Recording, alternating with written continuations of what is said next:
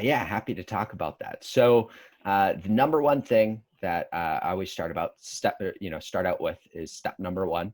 Got to get units rented. So, you know, I always, hear stories from brokers where, properties have fallen into disrepair and there's these big, whole laundry list of big issues. And the story usually starts out with the fact that vacancy started to increase.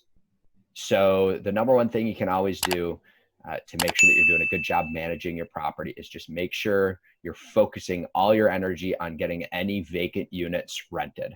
If you got to go spend money on getting new appliances, flooring, whatever it takes, get that unit up and running, get that revenue coming in, because money solves a whole heck of a lot of problems.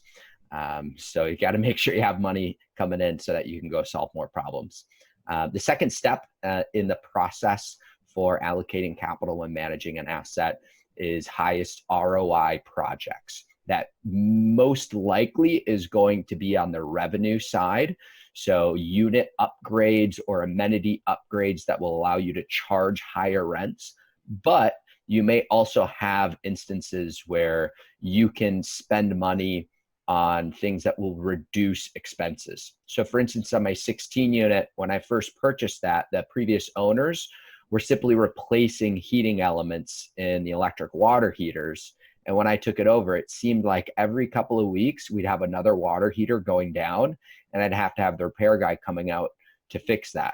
So I nixed basically that plan and said, no, we're just going to start replacing all these water heaters that we're having trouble with. And that way we don't have to have these emergency repair calls coming in for that. Another thing that I've done on my 16 unit is expanding the area where we have for snow removal. So we switched from 2 dumpsters down to 1, pushed that over, built kind of a barrier, if you will, so it doesn't slide over. And then we cut out this embankment, and that significantly expanded the amount of room that we have for snow removal.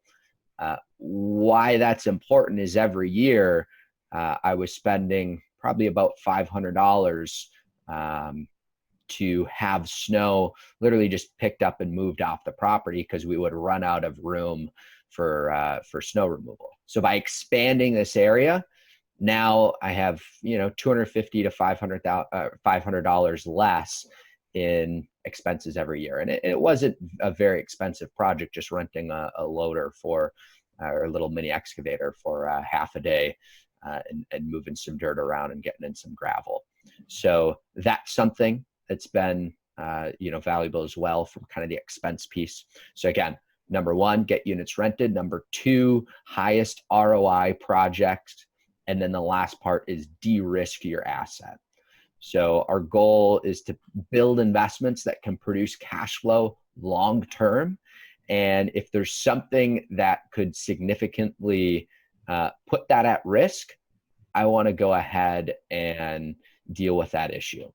It may be adding amenities to the property that in a downturn will allow you to be more competitive.